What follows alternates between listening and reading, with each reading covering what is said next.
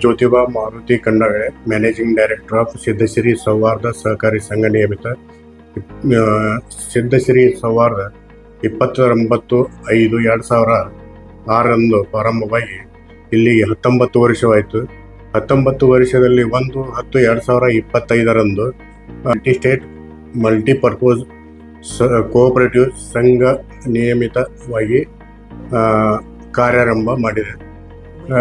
19 ವರ್ಷದಲ್ಲಿ ವೇಗವಾಗಿ ಬೆಳೆಯಲು ಮುಖ್ಯ ಕಾರಣ ಅಂತಂದ್ರೆ ಅಧ್ಯಕ್ಷರು ಬಸವನಗೌಡ ರಾಮನಗೌಡ ಪಾಟೀಲ್ ಯತ್ನಾಳ್ ಅವರು ಹಾಗೂ ನಮ್ಮ ಬೋರ್ಡ್ ಆಫ್ ಡೈರೆಕ್ಟರ್ ಎಲ್ಲರೂ ಹಾಗೂ ಸಿಬ್ಬಂದಿ ವರ್ಗ ಹಾಗೂ ಗ್ರಾಹಕರ ಸಹಾಯದಿಂದ 19 ವರ್ಷದಲ್ಲಿ 4,660 ಕೋಟಿ ರೂಪಾಯಿ